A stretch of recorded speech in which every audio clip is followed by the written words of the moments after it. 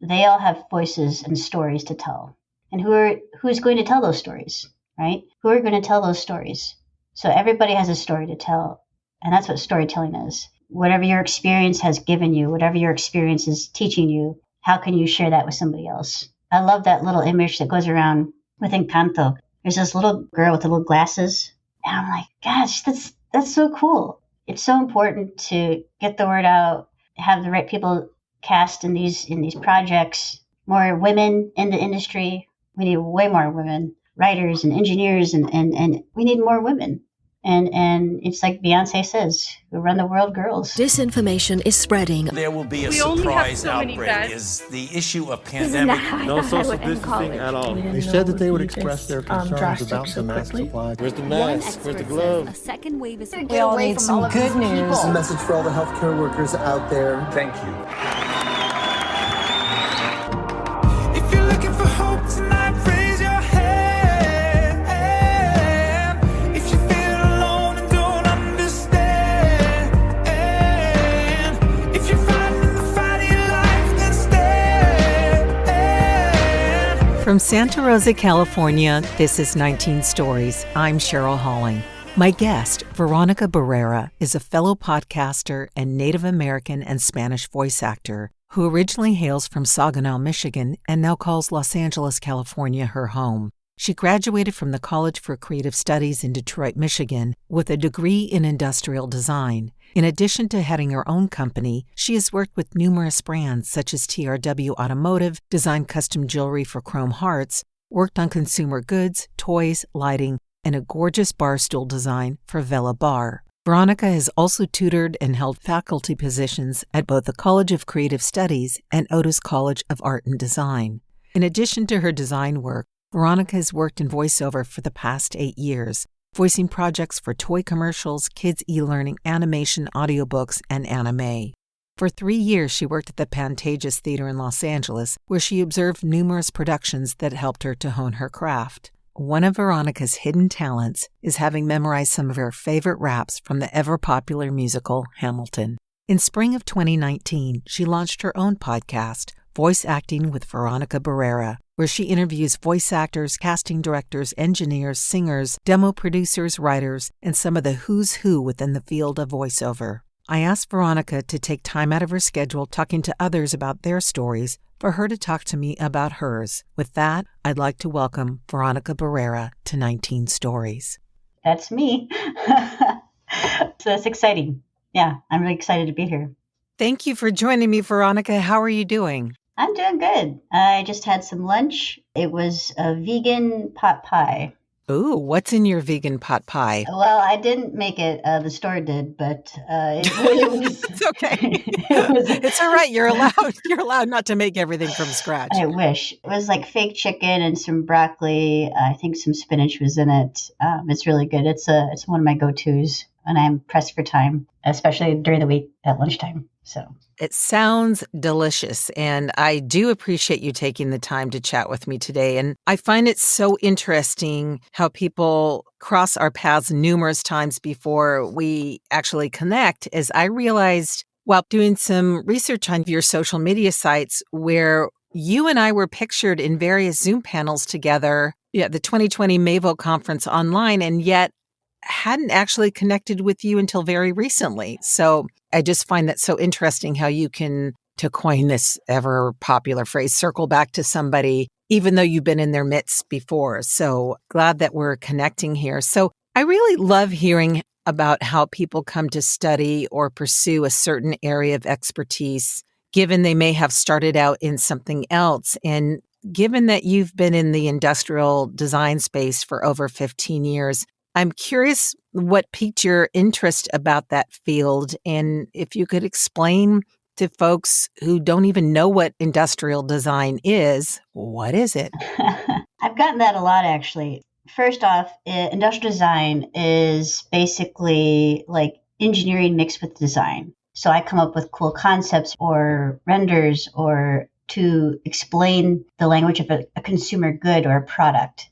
Design has always been my passion. It's always been a love affair, if you will. And I think for me, telling that story of the design and how, let's say, for example, you have like let's say maybe a ring or a piece of jewelry, which I have designed before. I designed this beautiful cross for my mom for Christmas a couple years ago. And I designed it in Rhino, and I had these sketches, and then I 3D printed it using Shapeways, and they mail it to me it was like metal I could choose what kind of material I wanted it to be 3D printed in, and I chose metal, like a nice sterling silver metal. And my mom loves it, and she wears it every day. So that's just a snippet of what industrial design is. How I got into it, honestly, it was my sister. She inspired me. She came home from college one day, and I saw some of these sketches. They were just lying around in her room. I said, "Hey, what are these?" And she said, "Oh, these are sketches I did at school." And I said, "Oh, wow, that's so cool. What is this?" And she said, "Oh, I designed products," because at the time she was majoring in industrial design. And I thought, "Oh, well, that's cool," because I love drawing in perspective. I llove drawing. I was very nerdy, hands-on. I love to take things apart, take toy cars apart, put them back together. I guess I had this. I had this ability to I was a quick learner. I could, oh yeah, I'm my dad had a garage shed. I would check out all the tools. Oh, what does this do? What does this do? And he knew I was always a problem solver, even as a little kid. So that was something that I thought, okay, well, this sounds good. Then when I think I picked CCS, College for Creative Studies, I realized very, very quickly that it was a male-dominated field. There were not a lot of women in this industry. And I thought, you know what? I don't care. I'm going to do it anyway. What's going to stop me? I'm going to pave the way for other females. And I thought, I guess you call it women empowerment or whatever you want to call it, intuition. I thought, you know what? I'm just going to do it anyway. And art school was tough. I mean, I wasn't as sharp as I am now, but it was a good learning experience for me. And I have always pushed myself to try new things that make sense for me. And that's kind of, in a nutshell, what industrial design is and how I kind of get into it. I really appreciate you taking the time to explain that. And one of the reasons I did ask you that is because I would imagine 15 years ago when you did enter that field, that it wasn't as open to women as it is now. Certainly young girls you see very involved in science projects, in winning awards and being lauded for things that young boys did kind of own the field, if you will. And now, it's opening up a lot. We're certainly not where we need to be, but we're not where we used to be. And 15 years ago, I would imagine it was very different. And I have seen some of your designs. I've followed some of your links on your website and seen that beautiful bar stool. I've seen the jewelry. And you mentioned Rhino. Is that a software, designing software program? Yes, that's a Rhino 3D. We just call it Rhino 3D or Rhinoceros is what it's technically called. It's a 3D modeling program where I can build my designs and then render them out in whatever third-party plugin that I want to choose or I normally use. I started with a Showcase way back in the day when I started using Alias, and I don't use that anymore. And then I went over to V-Ray. V-Ray is an amazing program. I just think it takes a while to get those renders out. They take a while. It's very taxing on the computer, on the CPU. And then with KeyShot, I just found that was really one of my, I noticed that it was super easy to add materials, add things and the lighting and everything. And it just is really quick when you have to pump out work for your portfolio or work-based stuff. So it's so interesting how these just come trippingly off your tongue and you are speaking a whole other language I know nothing about. So, and I do have a question. You talk about 3D printing, which it's so not accepted. That's not the word I'm looking for, but it's, people know what that is. I guess that's what I'm saying. It's recognizable. We know it. We're making homes out of 3D printing. But there was a time when I would imagine industrial design, well, I know before 3D printing wasn't invented. Have you worked in design without 3D printing to appreciate what that means to actually program your design to have it printed by a machine versus doing all your designs by hand? I think years ago when 3D printing first came on the scene, it was very expensive. It was lots of tooling, lots of people hardly knew what we were doing, and it was hard to get things watertight. Basically, watertight means there's no gaps in whatever products you're trying to print, and stereolography or like a plastic resin, if you will. There weren't really options. And so for me, I've just found that, I love sketching and drawing, but I also found that for me, designing with the intent to 3D print helped me focus on something. Because as a designer, you can show people hot sketches all day long, but if you show them a 3D print or if you show them a 3D render or a model that's more tangible, that they can touch and hold and feel, that's going to be way more responsive than just a hot sketch. Because, I love sketching just as much as anybody else, but I think if you can explain those designs and, hey, is it sustainable? Is it good for the environment? What are those materials going to be applied to that specific product? And so I think that was something that, again, it just drew me to it. And with technology now, I think 3D printers are like $1,000 at least. The one I want to get is like $1,000 or $2,000, I can't remember. But it just helps the process to understand 3D design and what are the limitations. You could 3D print a box if you wanted to, but that's not going to be why cool. would you? Yeah, why would you?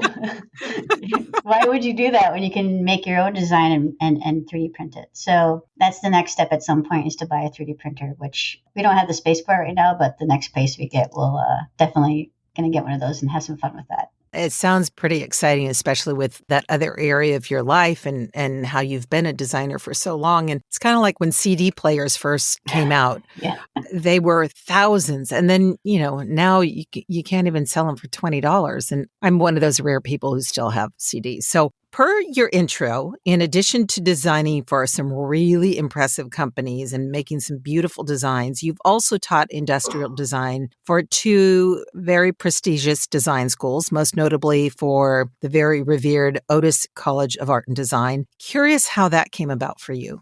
It's so funny. My old boss, Dave Schultz, shout out to him. He's awesome. He's an awesome human being, an awesome guy. And he was like, hey, you should teach Rhino. Because at that time, I was still kind of like getting my hands around Rhino and understanding it. Because, when you learn it in college and you haven't touched it in a while, you're rusty. And he was like, why don't you be my TA? Because he was already teaching there. And I said, oh, okay. He was like, it pays nothing, but it'd be really good for you to like... Sure, sign me up. Yeah, right. And I was like, well, this could be cool to help other people and give back to what I know. Yeah, and course, I thought, sure. hey, let's do it. I always said yes and, because I thought, well, you know what? Giving back to the community has always been a passion project of mine.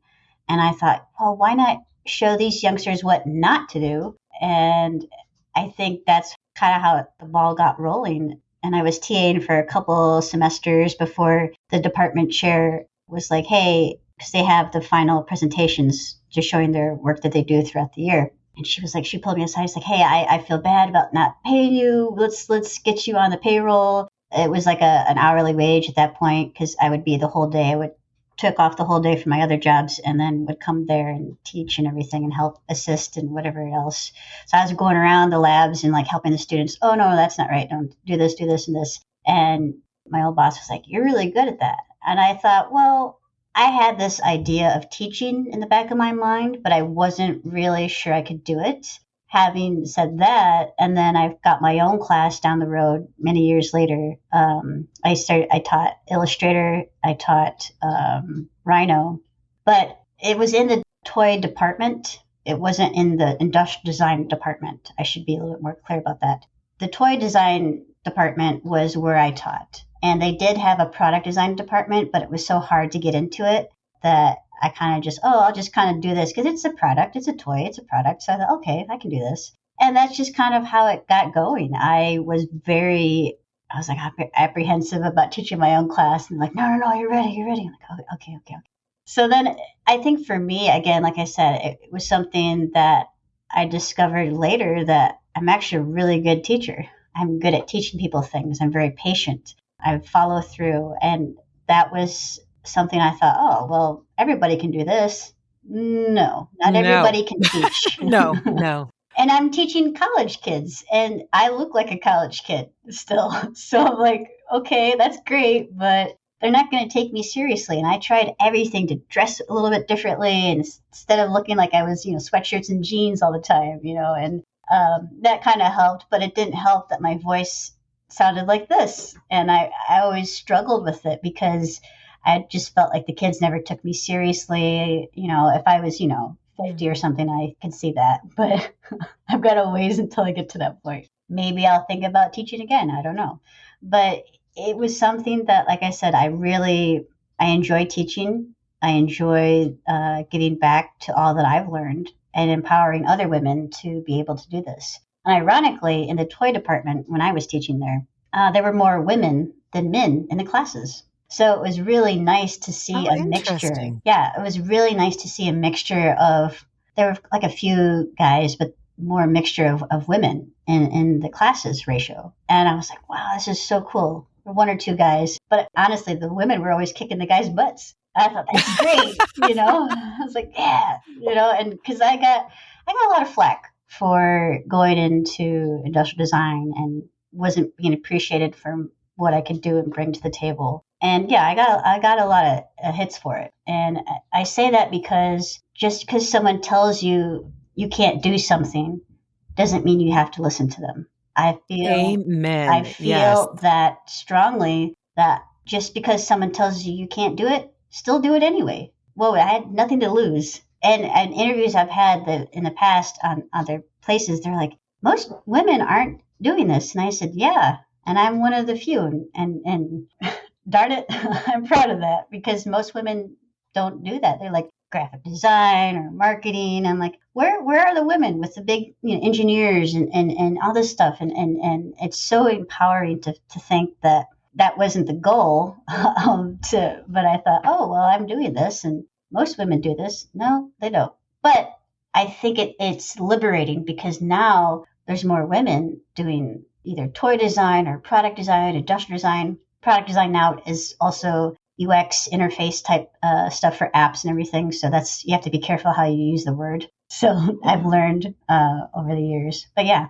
That is one of the reasons I asked you, and I really appreciate you talking about that, because when I started doing some research on you, I was really fascinated by this area of your life. I mean, you and I met through voiceover and podcasting, which of course we're going to talk about. I mean, the irony that then you go on to voice toys, but the fact that you said you love giving back to your community and that's why you wanted to teach, and the yes and, which is such a basic premise for improv, yes and. Also, as it applies to kind of our careers in life, I want to say yes and adjust accordingly, because a yes may turn to a no, but unless you open yourself up to new opportunities or the possibilities, you're already cutting yourself off from what could be. So during your tenure at Otis, you seemingly went in this completely unrelated direction in pursuit of voiceover. How did that happen for you? Most people that know me know this story, but for those that don't, I started to work at the Pantages I was there for 3 years, 3.5 years, I can't remember. But I don't know where this came from. I think I seen people on stage performing and singing. I was like, wow, that's so cool. What are they doing? I don't know what they're doing. I mean, I know what they're doing, but I'm like, how are they doing that? And then that's when I really learned what voice acting was. And people at the Pantages, the ushers I used to work with, they're like, Veronica, I remember this one girl in particular, she's like, Veronica, your voice is so unique. You need to do something with it. And I was like, get out of here. No, everyone has this voice. Soon to realize after researching, nobody sounds like me. I am unique, and there's only one me. And so that kind of really inspired me to take, what is this class? What are classes? Oh, you know what? Take my friend has this class. You're not going to believe what it was. It was my very first class was an audio book workshop. Oh, wow. Yeah. Talk about going from the pan into the fire. Yeah, right. I had no idea what I was doing. I didn't know what was happening. And they're like, bring a piece of copy to read. And I was like, what's that? What's copy? What the heck is copy? Yeah. I had taken other classes too, but this was the first big one in person. And I chose Harry Potter. Of all things, I chose Harry Potter. Something light. Yeah, Yeah, something light and it was easy. not light. I was I'm being stumbling. facetious. I'm being facetious. Yes. I kind of figured, but I definitely remember stumbling and kept, you know, when your voice is like so insecure and your insecurities are coming out, and I was like, oh God.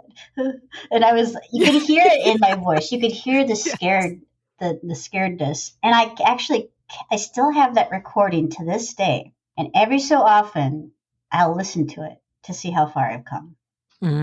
Wow. You're brave, by the way. I'm just going to say you're brave.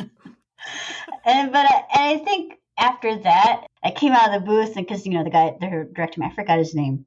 Oh, he'll kill me. No, he won't. But I don't remember his name. But anyway, I came out, I was like, that is so cool. This is my first time doing this. And he's like, here, you get a free pen. And I was like, oh, well, that's cool. You get a free pen? Yeah. Oh, okay. And that's not why I said that, but I was so excited. And then after that, I just took class after class. I studied at Kalmanson and Kalmanson. I studied at Groundlings. I studied at anything I could get my hands on. I still study. And it's very expensive. I probably spent more than what I spent in college, but we won't talk about the price. I remember, I think distinctly in 2016 or 17, I said, okay, if I'm going to take it seriously, I got to get a booth together. So that I got PVC pipes and mover blankets and put it on top of my desk. And I had a little, not Blue Yeti, but it was a Blue Spark mic. And I had that in there, and I bought it from a friend who took good care of it. And then I was okay. Once you're like legit and you have a booth in your studio, then you've made it, So that was just like that. That's all it takes. Yeah. If you build it, you will be successful. Yes. So I had, again, I guess call it what you want. I had no fear because I thought, well, if I could do industrial design where it was like people were telling me, don't do it because you're a girl, don't do this, you're not going to be successful. I thought, well, I could do that. I mean, it's going to be hard and there's going to be a lot of no's, but I still love it anyway. So, yeah. I love it because having a fearlessness is going to, and has, it sounds like, really served you. This is a question that I normally ask down the line. If you say you have no fear, I tend to think that everybody has something they come up against, that whether they call it fear or call it hesitation or call it, coming up against a wall. Are there times in this business that you do feel an apprehension or an element of fear? All the time. It's a little thing I like to call imposter syndrome. I think after age of 7, then that's when we start to doubt who we are, doubt ourselves, because, oh, that was dumb, I shouldn't have said that, or that was stupid, or whatever. And we start to doubt ourselves. And so I struggle with it sometimes, and I'm always thinking, is this good enough? Is this good enough? And then I have to take a step back and write it down, write it out, what I've accomplished, what I've done. And it is some pretty big stuff. And I we'll get into the podcast later, but that's a whole nother process, And so am I always afraid? Yeah. But I learned to channel that fear and bring it through the performance. I don't know if that makes any sense. Absolutely. My follow-up question to that is if there's a skill set you've used to help you move through that fear or a particular faith that you use. Well, yeah. I mean, I've always been, I don't like to say the word religious, but I grew up Catholic, and my faith was always very strong, even at a young age. You could say it was very mature at a young age. And my faith in God was very, very important to me and has always been very important to me. But, I'll say a quick prayer or whatever it is before I need to do what I need to do. I read my Bible daily, but I also have found that if I take a deep breath in and then I exhale and then I got this, or I have little Post-it notes of you got this. Little reminders, one of my favorite quotes, I have it up here right now. Hang on. This is, I'm going to butcher her name, so I apologize. Don't ever disqualify yourself. Let other people do that. All you have to do is have the courage to step up and do it. Karen Huey. So I have that there, and I have Post-it notes all over the house, and my husband is so used to it that he's like, okay, that's cool. Again, I guess, am I afraid to do certain things? Yeah. But I've learned to channel it. I'm like, you know what? What's going to happen? What's the worst that's going to happen? They say no, and they move on. I used to think for the longest time it was always personal. And I know that sounds silly, but it's not. It is an opinion. And art is subjective.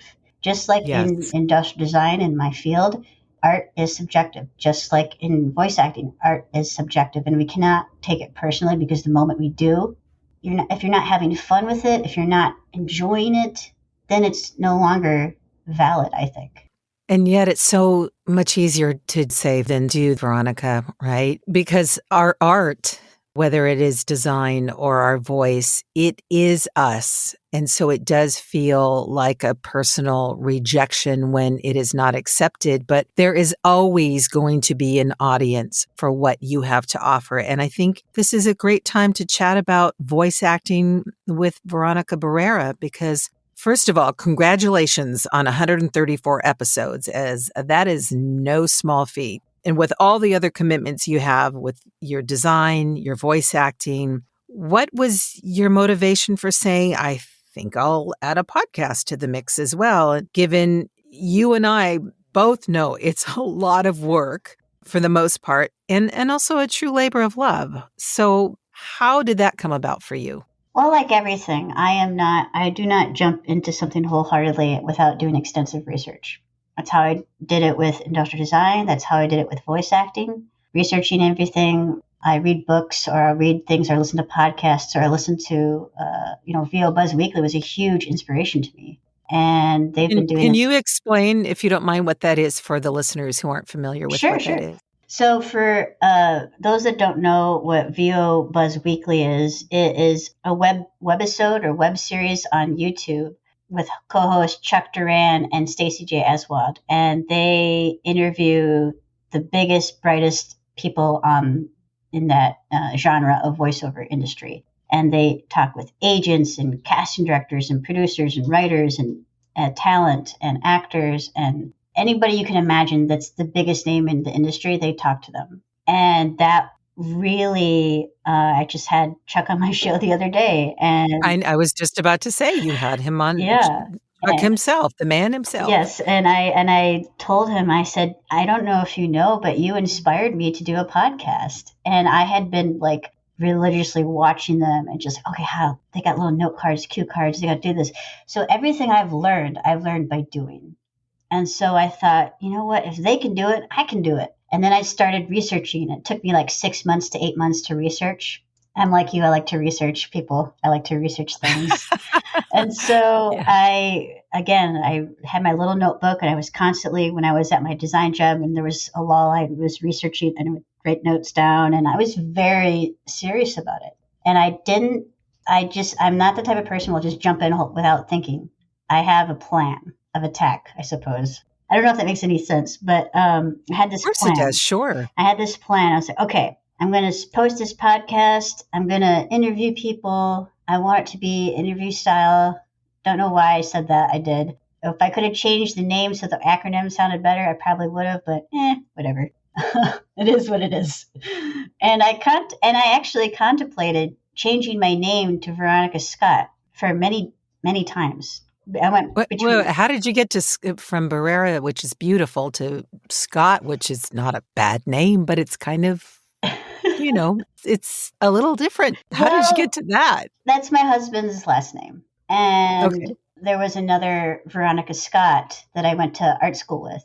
And I just was like, I just had this feeling like, you know what? I don't want to be associated with her. Not that she isn't a good person. She is a great person. She created a great foundation, a great company, but I tried at one point changing my last name to Scott to, when I was looking for some jobs in between time, and they thought I was the other Veronica Scott. And I was like, no, you have the wrong person. And so that I didn't ever want to be associated with somebody else like that again. And I thought Barrera was a more solid name, and then you would know that I was Hispanic. But yeah, so that was something that I thought, okay, I thought it was very serious to saying Scott. Yeah, Veronica Scott sounds nice, but now she just doesn't sound as cool. I said, well, why do I have to change my name? Well, you don't.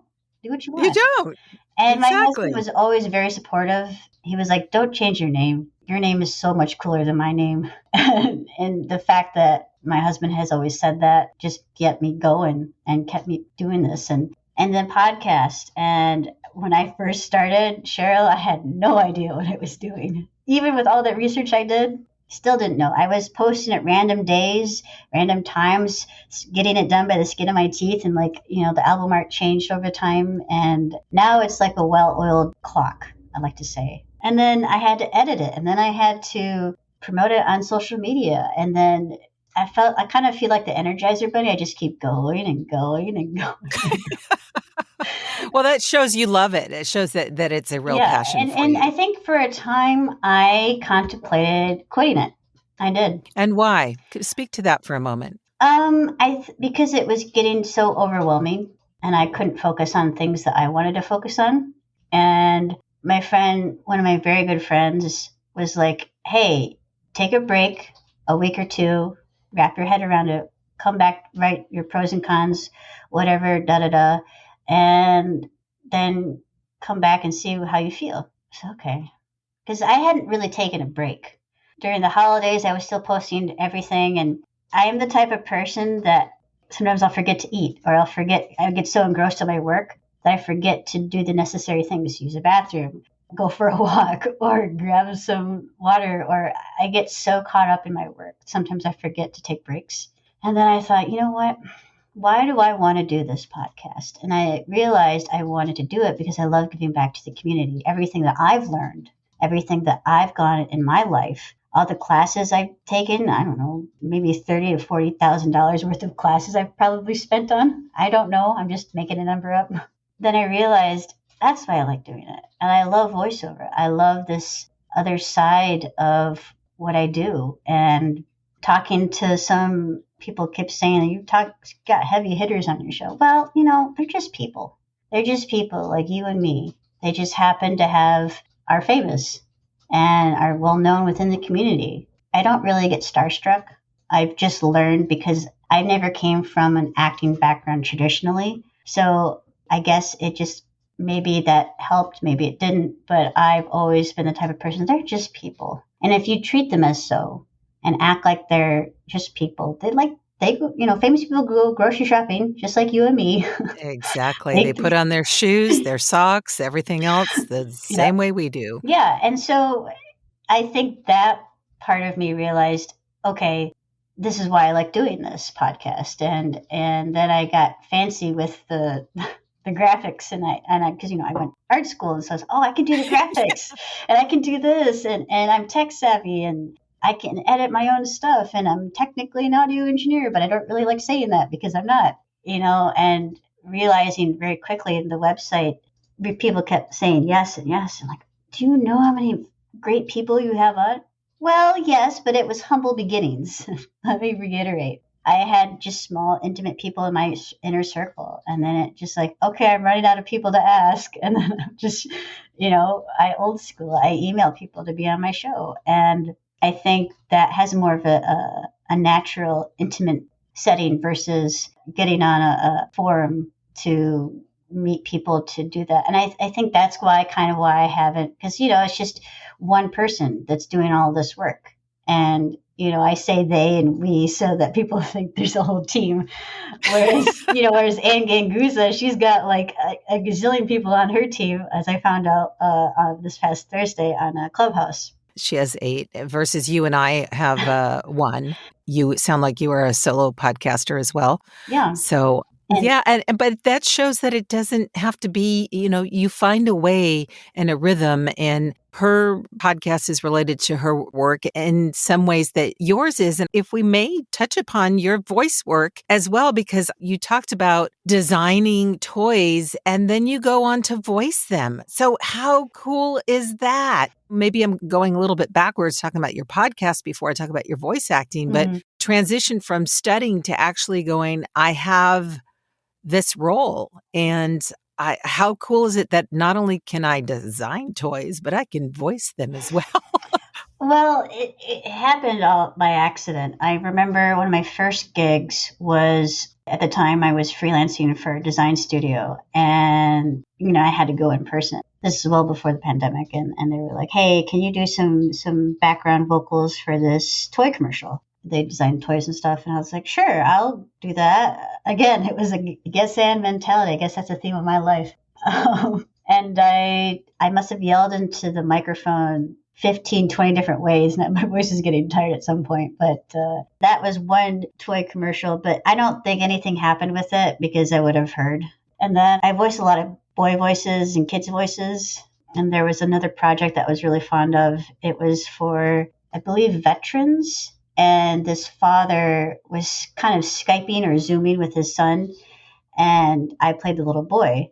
And that was kind of fun. And I wouldn't necessarily say that I've voiced for a lot of toys, but the fact that I can design my own toys and then voice them, maybe there's a project I'll put down the road at some point. Maybe that'll be a YouTube series or something. I don't know. But that's something I could put two of my passions together. And the timing maybe isn't right now. So we'll see. But I have thought about that, making my own creation. And that's one way to pitch something to somebody. But I most recently voiced something. I don't know how much I'm allowed to talk about, but we'll just say for NDA purposes, I voiced something in the video game reel area.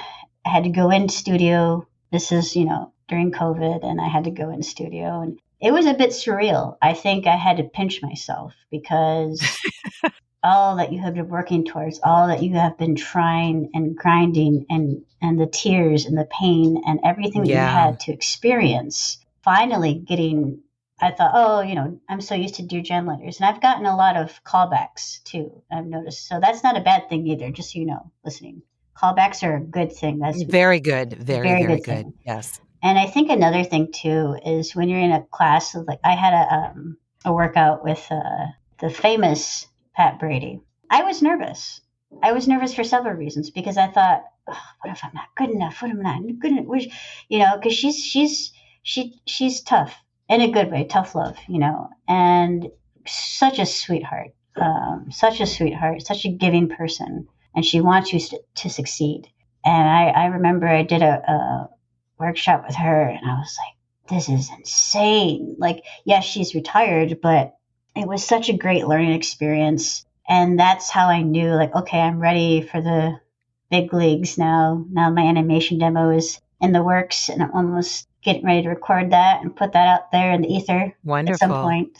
Because I think that telling my story is important. We talk about telling stories a lot on your podcast. And, my story, what's my story? Being my authentic self, being who I am. And there's a character on my demo that I'm really excited about to share because everyone thinks, I can sound like this and sound like that. Cute voices, but there's more to that than just that. Yes, absolutely. I am a living, breathing entity. And what can I do? Like playing yourself is the hardest thing. And I have something around there that's going to be on there on the demo I'm really excited about because that's the first time you're really seeing me and you strip away everything. And what's left is that vulnerability, that essence of me, So yeah, it's just really exciting to see the progress that I've made. And at some point the goal is to get an LA agent, New York agent and so forth. And I know I'm going to get there and I'm going to get in SAG. That's a whole nother thing. And there's just this, it's a process. I don't think of it that way. And I think because I'm in it, I look up to a lot of people, but I think one person in particular, I love sports. People don't know this. I love sports. I love tennis and playing tennis and watching it. And I grew up I was like a jock in high school. I played tennis, golf, and soccer. And so Tiger Woods is someone that, love him or hate him, whatever. He said something, he was interviewed recently or on YouTube, I saw something. And he said, I think it was Diane Sawyer, or I can't remember her name. But anyway, they were like, hey, you've had an amazing career and it's such an honor, blah, blah, blah. And he was like, it doesn't feel that way because I'm in it. And that's the same thing how I feel. All the stuff I've done in my life, it doesn't feel it because I'm living it. So I don't see from that perspective of, oh yeah, I interviewed these people, or oh yeah, I've worked at this company, or oh yeah. And I realized very recently, well, I guess I've always known this, but you aren't your job. The job does not own you. And to have that good work life and work balance. I don't know if that makes sense, but taking care of your self-care, mental health, as we know what happened in 2020. And then I don't know if I'm allowed to share this, but I kind of was like, what is this stuff? I don't know. And I started to meditate, I think in 2020. I don't know when. My doctor was like, you should try it. It's good. It's like, okay. So then I did. And I realized, wow, this helps me. And it helps part of the process, dealing with everything that's gone on and taking care of yourself, because I've always put my career first and not myself. And I think that was something I realized very quickly, that you need to be balanced, not only physically, mentally, spiritually, all of these things, because you won't be able to be functioning if you're at your wit's end. I don't know if that makes sense, but. Yeah, absolutely. And you did touch on, actually, one of the questions I had before we closed was, how do you take care of yourself? And you just answered that. What do you do for self-care? And, I believe in balance, but I also believe things take precedence over other things at times, so that there may be a time that you need to put something down or aside, or like you even said, a break from your podcast, just so you can reevaluate, get some perspective. And for better or worse, a lot of times we don't even realize that we're in the middle of doing something great, or maybe something that we do need to step away from. And so I love the fact that you had the perspective of, and your friend said, take a break, write some things down, figure out where your podcast fits in to what you're doing. And yet you picked it up again because you realized it was important for you. And so I'm curious if you had, Veronica, 3. It doesn't have to be 3. It could be some bucket list goals for your voice work, if you care to share what those would be. Sure. Number 1, first and foremost, would to be in a Disney or animated Pixar film.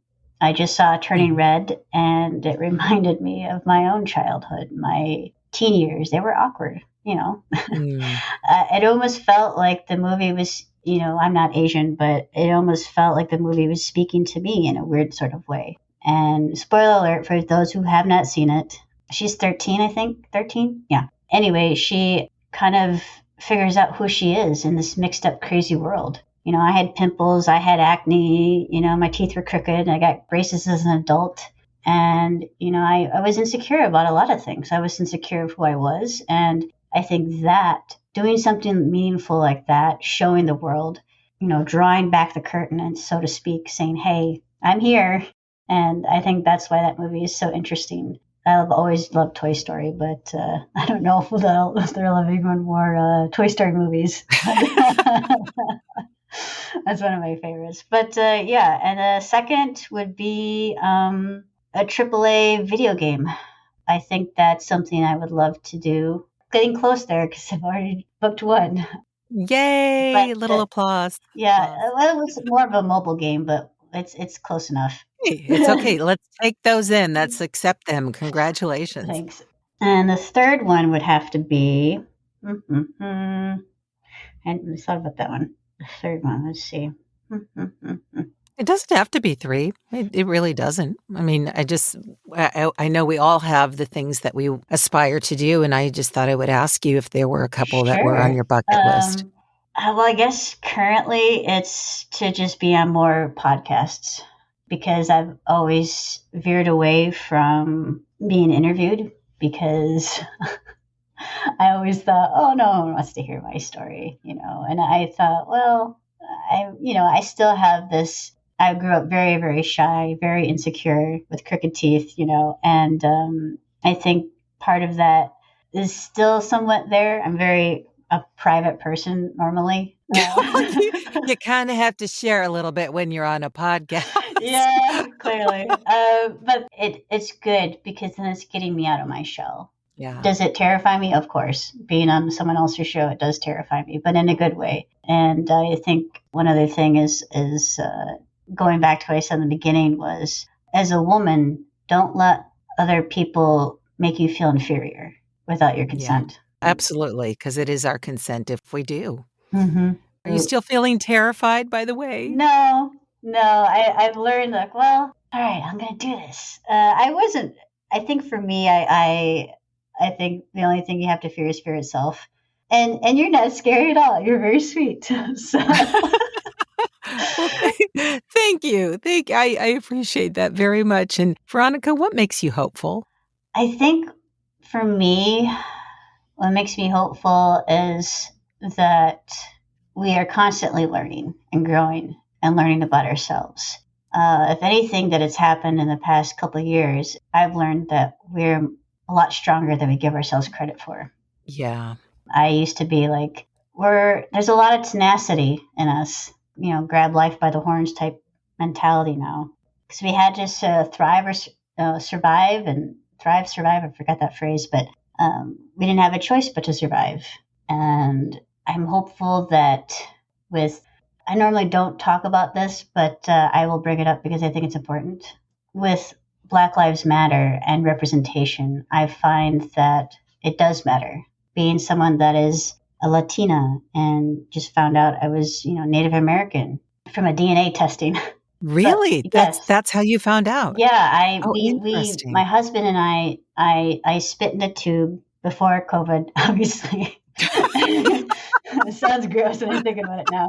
Don't ask me to do it now. I spit in a tube. I mailed it off. 23andMe came back 40%. And you didn't know that before? No, I thought I was like a 16th or a 32nd because, my grandfather was obviously Native American, but I didn't know I was that much. I don't know if I'm from a tribe or if it's Aztec related. I still need to get more testing done, but I had to put that off. But anyway, yeah, I think being someone that's brown or light tan, I guess, if you want to call it, be technical, because right now I'm very fair skinned. I haven't been out in the sun a lot.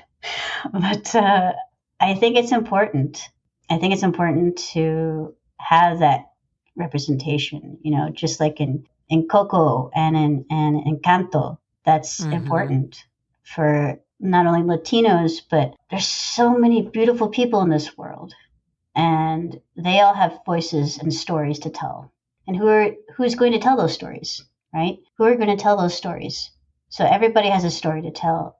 And that's what storytelling is. Whatever your experience has given you, whatever your experience is teaching you, how can you share that with somebody else? I love that little image that goes around with Encanto. There's this little girl with the little glasses of the Maribel. And I'm like, gosh, that's so cool. It's so important to get the word out, have the right people cast in these projects, more women in the industry. We need way more women, writers and engineers, and we need more women. And it's like Beyonce says, we run the world, girls.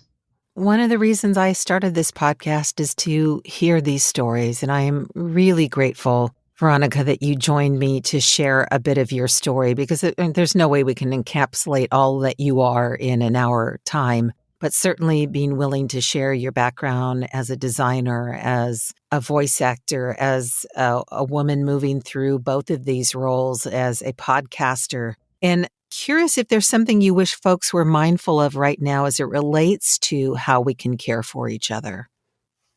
Just be honest and communicate. If something doesn't feel right, if something feels off, communicate that information. If you aren't your 100% best, then someone's going to know. You need to say, hey, this is happening at X, Y, and Z, and I need some time to figure it out. I think so many people have lost their loved ones over these past 2 years and before. It's very emotionally draining to hear everything. And these were people. They had stories that didn't get to tell. Self-care is a very important thing. I speak to that because I think dealing with my own life was a struggle in these past 2 years, and I didn't know how to combat that. But I found that through meditation and, let's take a break. Let's go for a walk. Get some fresh air. Forget about whatever the scenario is. Because if you don't, you're going to be boxed in forever.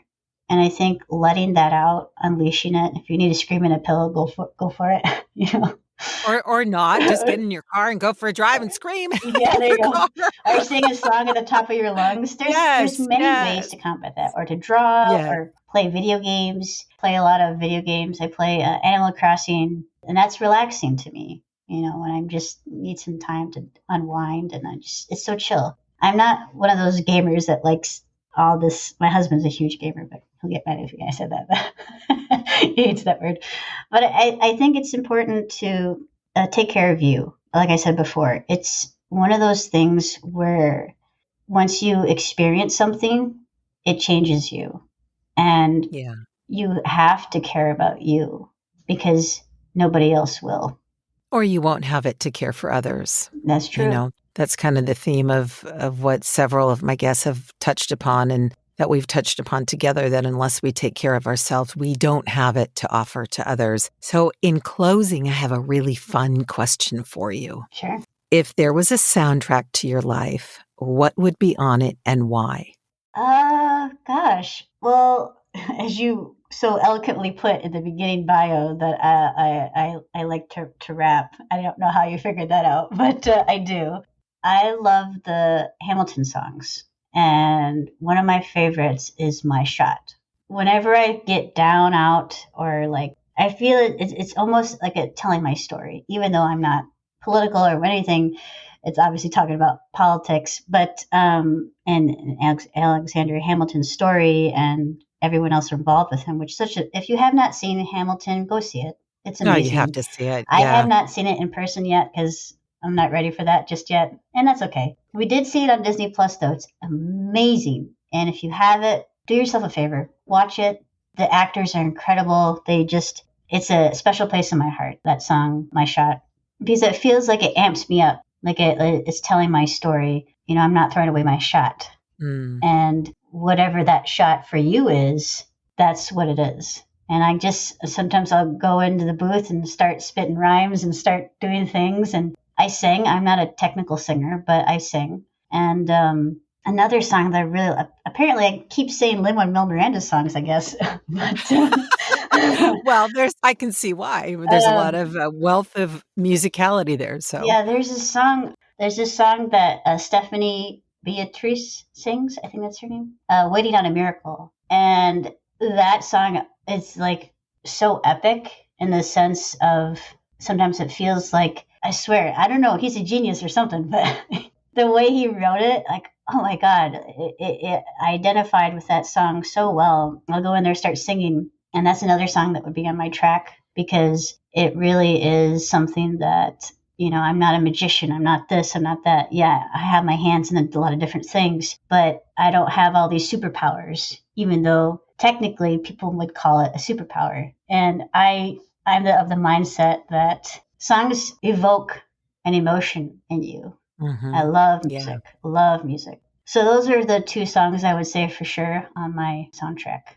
Thank you for that. And they were very juicy ones at that, because he's a wonderful lyricist, Lin-Manuel, and his music, I think, is just respected and loved by so many people. And I will have this in the show notes, Veronica, but please tell people if they want to get hold of you for your voice work, for your podcast or design, how would they do that? Sure. For voice acting, you go to my website. It's www.veronicabarrera.com. Super easy. I do have a website for the podcast. It's vbarrera.libsyn.com. So if you're interested in other podcasts and episodes, you said I had 134. I don't even know. But yeah. Yes, you do have. Let me tell you what you have. Okay. It's like I said, I'm the Energizer Bunny. I forget what I do sometimes. Oh yeah, I did that. I guess I submit and forget. Design website is it's an ArtStation account, so it's vlbarrera.artstation.com. I just uploaded some new portfolio pieces that I've done. So yeah, if you need some industrial design or if you want to collaborate, I'm happy to do so. So that's me. Beautiful. And thank you for being you, Veronica. Thank you for joining me here on 19 Stories from Fear to Hope. I think you've given us a lot to be hopeful for and a lot of really good sage advice about claiming who we are and not apologizing for it and being strong as women. And certainly for the male listeners listening out there, apply that to how that fits into your life as well. So thank you so much for being here today. And I am sure that we are going to cross paths from here moving forward. So thank you once again. Of course. Well, thank you so much for having me. It's been a great honor being on your show. And if you haven't already, subscribe to Cheryl's podcast. She's amazing. Oh my gosh. I've never had a guest say that. There's no payment here for that, but I do appreciate that plug. Thank you so much.